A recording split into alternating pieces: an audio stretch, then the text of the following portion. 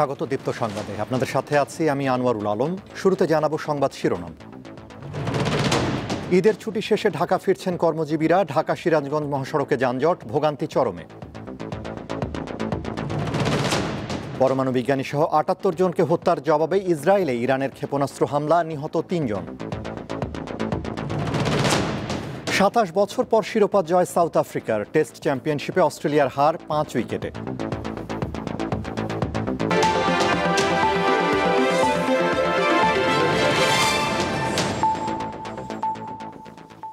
এবারে বিস্তারিত।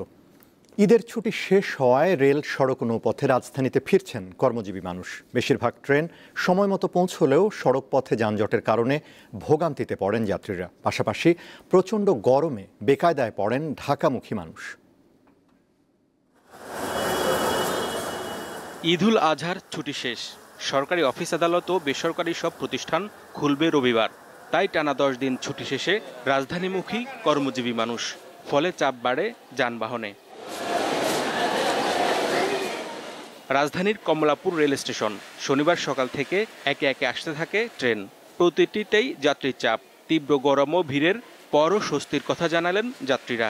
ঈদ পরবর্তী সময় এত সুন্দরভাবে আসতে পারবো চিন্তাও করিনি। সে তুলনায় কিন্তু ভালো ভাবে আমরা আসছি। সিটের থেকে স্ট্যান্ডিং টিকিট বেশি ছিল, যার কারণে সবার খুবই খারাপ লাগছে, আর অনেকে অসুস্থ হয়ে পড়েছে। ভোগান্তির বিষয় হচ্ছে যে ট্রেনে অতিরিক্ত যাত্রী থাকে, টিকিট কাটার পরে হয়তো বা সিট পর্যন্ত যেতে খুবই ভোগান্তি পোহাতে হয়। কমলাপুর রেল স্টেশন ম্যানেজার জানান, ছুটির শেষ দিন হওয়ায় সব ট্রেনেই যাত্রী সংখ্যা ছিল বেশি। গতকালকে এবং আজকে যাত্রীর চাপ অনেকটাই বেশি ছিল। পথিমধ্যে যাত্রী ওঠানামার কারণে যে নির্ধারিত টাইম আমাদের থাকে তার চেয়ে একটু বেশি সময় লাগার কারণে বেশ কিছু ট্রেন সময়সূচির চেয়ে একটু বিলম্বে চলাচল করছে। রেলপথের পাশাপাশি সড়ক পথেও ছিল একই চিত্র। রাজধানীর যাত্রাবাড়ি, সায়দাবাদ, গাবতলী ও মহাখালী বাস টার্মিনালে যাত্রীর চাপ বেড়ে যায়। বাবা মার সাথে করে আসলাম, আগামীকাল অফিস খোলা, এই জন্য আর কি চলে আসা। কোনো যানজট ছিল না, যাত্রীর চাপ আছে আজকে। আগামীকালকে থেকে আমাদের অফিস খোলা, অফিসে তো করতে হবে, তাই রওনা দিয়ে আসছি। তারপরে আপনার কোনো সমস্যা হয় নাই। এদিকে নৌপথে রাজধানী ফিরেছেন দক্ষিণাঞ্চলের অনেক মানুষ। ফলে প্রায় প্রতিটি লঞ্চেই যাত্রী সংখ্যা বেড়ে যায়। হেদায়েতুল্লাহ সীমান্ত, দীপ্ত সংবাদ, ঢাকা। ঢাকামুখী যানবাহনের চাপে সিরাজগঞ্জে যমুনা সেতুর 2 পাড়ে সৃষ্টি হয়েছে তীব্র যানজট। শনিবার সকালে সেতুর পশ্চিম পাড়ের গোল চত্বর থেকে জট শুরু হয়। এর প্রভাব পড়ে সীমান্ত বাজার পর্যন্ত। ফলে উত্তরবঙ্গ থেকে ঢাকামুখী সব ধরনের যানবাহন চলে ধীর গতিতে। এক পর্যায়ে 20 কিলোমিটার এলাকায় যানজটের সৃষ্টি হয়। কড্ডার মোড়, ঝাউইল ওভারব্রিজ হয়ে নলকা পর্যন্ত থেমে থেমে চলছে যানবাহন। কোথাও পুরোপুরি স্থবিরতা, আবার কোথাও ধীরে চলছে গাড়ি। টাঙ্গাইলেও দেখা দিয়েছে যানজট। ফলে চন্দ্রা, নবীনগর, সাভার হয়ে গাবতলী পর্যন্ত যানবাহন চলছে ধীর গতিতে।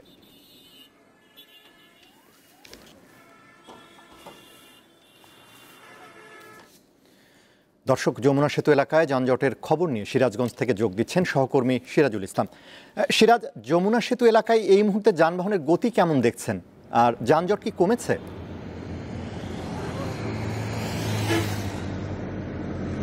আপনাকে ধন্যবাদ। আপনাকে জানিয়ে রাখি যে সারাদিন তীব্র যানজট এবং গাড়ির ধীরগতির পরে আজকে বিকেল থেকে কিন্তু গাড়ির চাপটা কিছুটা কমেছে। অর্থাৎ গাড়ি এখন স্বাভাবিক গতিতে গাড়ি চলাচল করছে। এখন যানজট ছাড়াই কিন্তু ঢাকামুখী যে সকল যাত্রীরা রয়েছে তারা কিন্তু যানজট ছাড়াই কিন্তু স্বাভাবিকভাবে তারা এই যমুনা সেতু পাড়ি দিচ্ছে। আপনাকে একটা বিষয় জানিয়ে রাখি যে আজকে সকাল থেকে অর্থাৎ ভোর থেকে কিন্তু সিরাজগঞ্জের যমুনা সেতুর পশ্চিম সংযোগ মহাসড়কে প্রচণ্ড গাড়ির চাপের কারণে কিন্তু 20 কিলোমিটার এলাকা জুড়ে তীব্র যানজটের সৃষ্টি হয়। কোথাও কোথাও কিন্তু ধীর গতিতে গাড়ি চলাচল করে। সেক্ষেত্রে কিন্তু আসলে এই যারা ঢাকামুখী যা উত্তর অঞ্চল থেকে যারা কর্মজীবী এবং শ্রমজীবী মানুষ রয়েছে তারা কিন্তু চরম ভোগান্তিতে পড়ে। একটা বিষয় আপনাকে জানিয়ে রাখি যে প্রচণ্ড গরম এবং রোদের মধ্যে সবচেয়ে বেশি অসুস্থ হয়ে পড়ে বয়স্ক এবং শিশু রোগীরা। এই যানজট বিকাল 3টার পরে কিন্তু গাড়ির সংখ্যা অনেকটাই কমে এসেছে এবং বর্তমানে এই যমুনা সেতুর যে পশ্চিম সংযোগ মহাসড়ক অর্থাৎ উত্তরবঙ্গের প্রবেশদ্বার মহাসড়ক মহাসড়কে গাড়িটা কিন্তু স্বাভাবিক গতিতে চলাচল করছে। তবে আরেকটা বিষয় জানিয়ে রাখি যে যাত্রীরা যেটা অভিযোগ করেছে যে আসলে গাড়ির পরিবহন সংকটের কারণে তাদেরকে বিভিন্নভাবে গাড়ির টাকে এবং ছাতি করে আসলে এই গরমের মধ্যে ঢাকায় যেতে হচ্ছে, কারণ আগামীকাল সকল সরকারি এবং বেসরকারি অফিস আদালত খুলে দেওয়া হবে। তাই আজকে কিন্তু ঈদুল আজহার শেষ ছুটি, সেজন্য কিন্তু তারা কষ্ট করে হলেও কিন্তু উত্তর অঞ্চল থেকে যারা আসলে 22 জেলায় উত্তরবঙ্গের মানুষের 22 জেলার মানুষ কিন্তু আজকে এই যমুনা সেতু পশ্চিম সংযোগ মহাসড়কে অনেক কষ্ট হলেও কিন্তু তারা কিন্তু এই কর্ম ফেরার জন্য কিন্তু তারা কিন্তু যাচ্ছে। আর এই এখন গাড়ি বর্তমানে স্বাভাবিক গতিতে চলছে। আর এই ছিল আমার কাছে যমুনা সেতুর পশ্চিম সংযোগ মহাসড়ক থেকে যানবাহনের সর্বশেষ খবর। সিরাজ, আপনাকে ধন্যবাদ। যমুনা সেতুর যানজট পরিস্থিতি জানাচ্ছিলেন সহকর্মী সিরাজুল ইসলাম। বরিশাল শেরে বাংলা মেডিকেল কলেজ হাসপাতালে ডেঙ্গুতে আক্রান্ত নারী মারা গেছেন। তার বাড়ি পটুয়াখালীর মির্জাগঞ্জে। এ নিয়ে চলতি বছর শেরে বাংলা মেডিকেল কলেজ হাসপাতালে 3 জন রোগীর মৃত্যু হলো। তবে বরিশাল বিভাগে মৃতের সংখ্যা বেড়ে হয়েছে 8 জন। বরিশাল বিভাগীয় স্বাস্থ্য দপ্তরের তথ্য অনুযায়ী গত জানুয়ারি থেকে বরিশাল বিভাগের 2টি মেডিকেল কলেজ সহ জেলা উপজেলা স্বাস্থ্য কমপ্লেক্সে ডেঙ্গু জ্বরে আক্রান্ত হয়ে ভর্তি হয় 2486 জন, যার মধ্যে এখনও 324 জন ডেঙ্গু রোগী হাসপাতালে ভর্তি হয়ে চিকিৎসা নিচ্ছেন, আর 2155 জন সুস্থ হয়ে বাড়িতে গেছেন। চলতি বছর শুধু বরগুনা জেলার বিভিন্ন হাসপাতালে ভর্তি হয়েছেন 1552 জন। এর মধ্যে এখনও চিকিৎসাধীন রয়েছেন 193 জন। 4 দিনের যুক্তরাজ্য সফর শেষে দেশে ফিরেছেন প্রধান উপদেষ্টা ডক্টর মোহাম্মদ ইউনূস। শনিবার সকাল 9:45-টায় তাকে বহনকারী বিমান বাংলাদেশ এয়ারলাইন্সের ফ্লাইট ঢাকায় অবতরণ করে। বিমানটি লন্ডন সময় শুক্রবার সন্ধ্যা 7:15-টায় হিথ্রো আন্তর্জাতিক বিমানবন্দর ছেড়ে আসে। 4 দিনের এই সফরের শেষ দিন প্রধান উপদেষ্টা বিএনপির ভারপ্রাপ্ত চেয়ারম্যান তারেক রহমানের সঙ্গে বৈঠক করেন। বৈঠক শেষে এক যৌথ বিবৃতিতে জানানো হয়েছে, প্রয়োজনীয় প্রস্তুতি সম্পন্ন করা গেলে আগামী বছর রমজান শুরুর আগে অর্থাৎ ফেব্রুয়ারির মাঝামাঝি জাতীয় নির্বাচন আয়োজন করা সম্ভব। প্রধান উপদেষ্টার সঙ্গে বিএনপির ভারপ্রাপ্ত চেয়ারম্যানের একান্ত বৈঠক শেষে দেয়া যৌথ বিবৃতির গ্রহণযোগ্যতা নিয়ে প্রশ্ন তুলেছে জামায়াতে ইসলামী। শনিবার সকালে রাজধানীর মগবাজারে জামায়াতের কেন্দ্রীয় কার্যালয়ে কেন্দ্রীয় নির্বাহী পরিষদের বৈঠকে কথা জানান দলটির আমির ডাক্তার শফিকুর রহমান। বৈঠকে দেশের সার্বিক রাজনৈতিক পরিস্থিতি নিয়ে আলোচনা হয়। পরে যৌথ ব্রিফিংয়ে জানানো হয়, বৈঠকের মাধ্যমে বাংলাদেশের রাজনৈতিক সংস্কৃতির ব্যত্যয়ের পাশাপাশি এর মাধ্যমে প্রধান উপদেষ্টা একটি দলের প্রতি বিশেষ অনুরাগ প্রকাশ করেছেন, যা তার নিরপেক্ষ ক্ষুণ্ণ করেছে বলে মনে করছে জামায়াত।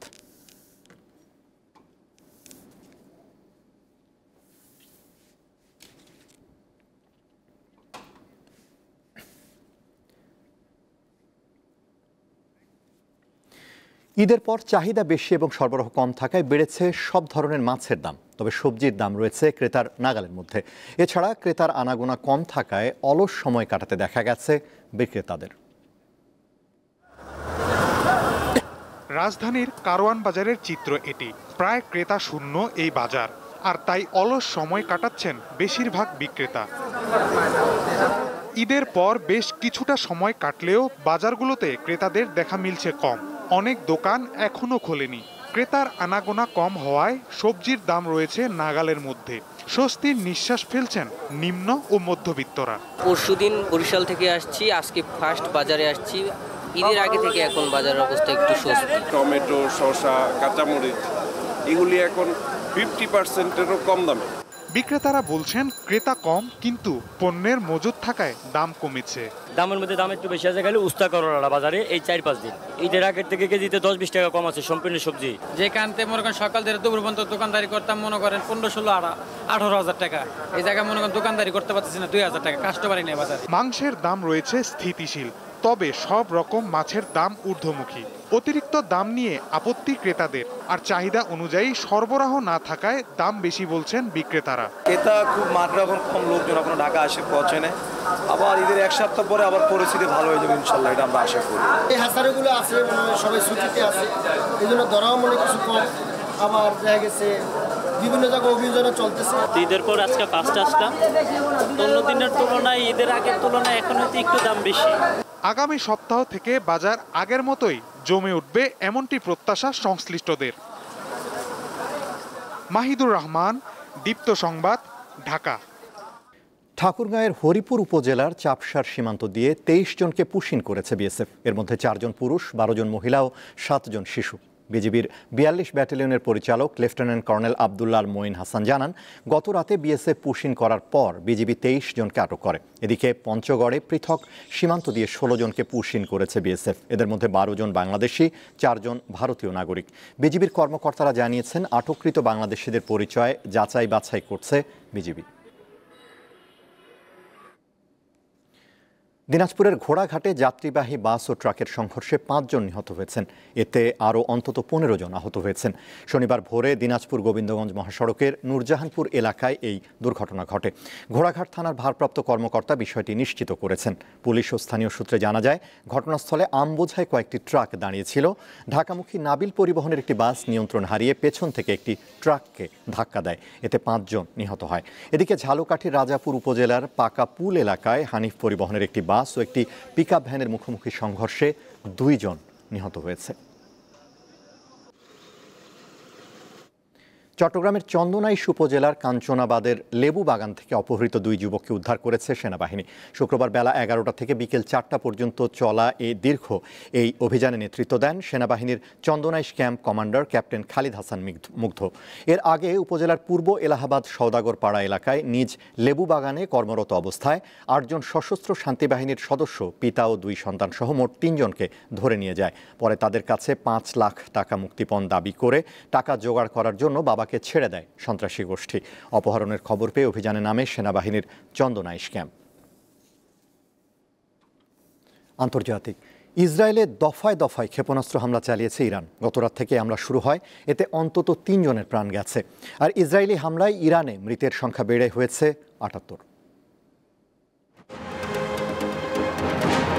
শুক্রবার দিবাগত ভোররাত ইরানের মুহুর্মুহু ক্ষেপণাস্ত্র হামলায় কেঁপে ওঠে ইসরায়েলের রাজধানী তেল আবিব ও এর পার্শ্ববর্তী এলাকা।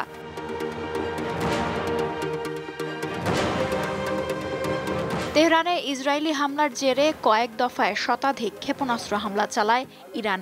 এতে ব্যাপক ক্ষয়ক্ষতি ও হতাহতের ঘটনা ঘটে। আন্তর্জাতিক গণমাধ্যম জানিয়েছে, হামলার পরিপ্রেক্ষিতে রাতেই বাংকারে অবস্থান নেন ইসরায়েলের প্রধানমন্ত্রী বেনিয়ামিন নেতানিয়াহু। সঙ্গে ছিলেন প্রতিরক্ষামন্ত্রী ইসরায়েল কাটজ। বসে নেই ইসরায়েল, চলে পাল্টা হামলা। বোমা ফেলা হয় তেহরানের মেহরাবাদ বিমানবন্দরে। এতে বেশ ক্ষয়ক্ষতি হয়। ইস্পাহান শহরকে রক্ষায় সক্রিয় আছে ইরানের বিমান প্রতিরক্ষা ব্যবস্থা। তেহরান সহ বিভিন্ন অঞ্চলে আকাশ প্রতিরক্ষা ইউনিট মোতায়েন রাখা হয়েছে। নিরাপত্তা জোরদার করা হয়েছে সর্বোচ্চ ধর্মীয় নেতা আলী খামেনির বাসভবন ও প্রেসিডেন্ট কার্যালয়ের আশপাশ। নিউ ইয়র্ক টাইমস এক প্রতিবেদনে জানিয়েছে, খামেনি ও প্রেসিডেন্ট মাসুদ পেজেশকিয়ানকে লক্ষ্য করে হামলার পরিকল্পনা করেছে ইসরায়েল। ইরান হুঁশিয়ারি দিয়ে বলেছে, কোনো দেশ ইসরায়েলের হয়ে হামলায় বাধা দিলে ওই দেশের ঘাঁটিকে তারা হামলার লক্ষ্য বানাবে। এদিকে নিরাপত্তা ইস্যুতে বিশ্বের বিভিন্ন দেশে নিজেদের দূতাবাস সাময়িক বন্ধ রেখেছে ইসরায়েল। একই সঙ্গে ইসরায়েলি ও ইহুদি নাগরিকদের প্রকাশ্যে ইসরায়েল সংশ্লিষ্ট প্রতীক না প্রদর্শনের পরামর্শ দিয়েছে তেল আবিব। বৃহস্পতিবার দিবাগত রাতে ইসরায়েলি হামলায় ইরানের রেভলিউশনারি গার্ডের প্রধানসহ কয়েকজন শীর্ষ কর্মকর্তা ও ৬ জন পরমাণু বিজ্ঞানী প্রাণ হারিয়েছেন। ইরান ও ইসরায়েলের পাল্টাপাল্টি হামলায় মধ্যপ্রাচ্যে যুদ্ধ ছড়িয়ে পড়ার আশঙ্কা করছেন আন্তর্জাতিক সম্পর্ক বিশ্লেষকরা। লুৎফা ফৌজিয়া, দীপ্ত, বার্তাকক্ষ। ইরানে ইসরায়েলের হামলার বিষয়টি আগে থেকেই জানতেন যুক্তরাষ্ট্রের প্রেসিডেন্ট ডোনাল্ড ট্রাম্প। বার্তা সংস্থা রয়টার্সকে দেওয়া সাক্ষাৎকারে তিনি জানান, ইরানকে ৬০ দিন সময় দেওয়া হয়েছিল। হামলা হয়েছে ৬১তম দিন। ট্রাম্প জানান, তিনি ইরানকে অপমান ও ধ্বংসের হাত থেকে বাঁচাতে চেয়েছিলেন। ইরানের সাথে একটা চুক্তিও করতে চেয়েছিলেন। এজন্য তিনি ইসরায়েলের প্রধানমন্ত্রী বেনিয়ামিন নেতানিয়াহুকে হামলা পিছিয়ে দিতে বলেছিলেন। তবে ইরানের এখনও চুক্তি করার সুযোগ আছে বলে জানান মার্কিন প্রেসিডেন্ট। ইসরায়েলের হামলাকে চমৎকার ও অত্যন্ত সফল বলে মন্তব্য করেন ডোনাল্ড ট্রাম্প।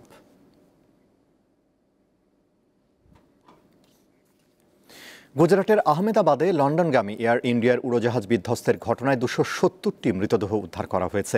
আহমেদাবাদের সিভিল হাসপাতাল জানিয়েছে, বেশিরভাগ মৃতদেহই পুড়ে গেছে এবং বিকৃত হয়ে গেছে। স্থানীয় কর্তৃপক্ষ ডিএনএ নমুনা মিলে শনাক্ত করার জন্য কাজ করছে। দুর্ঘটনাস্থলে পাওয়া বিমানের যাত্রী নয় এমন 10টি মৃতদেহ শনাক্ত করার পর তাদের পরিবারের কাছে ফিরিয়ে দেওয়া হয়েছে। ভারতের বেসামরিক বিমান পরিবহন মন্ত্রী রামমোহন নাইডু জানিয়েছেন, দুর্ঘটনাস্থলের কাছের একটি ছাদ থেকে বিমানের ব্ল্যাক বক্স উদ্ধার করা হয়েছে। এটি ডিকোড করা হচ্ছে। বিমান দুর্ঘটনার তদন্তে উচ্চ পর্যায়ের কমিটি গঠন করা হয়েছে।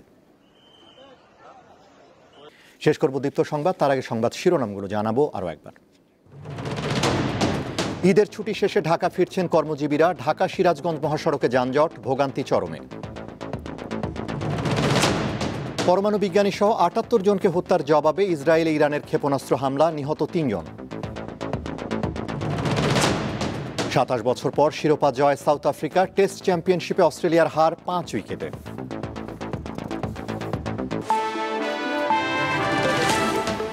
এই ছিল এখনকার মতো। আমাদের পরবর্তী দীপ্ত সংবাদ রাত 11টায় দেখার আমন্ত্রণ। এছাড়া আরও তথ্য ও বিনোদনের খবর পেতে যুক্ত থাকুন দীপ্তর ডিজিটাল প্ল্যাটফর্মগুলোতে।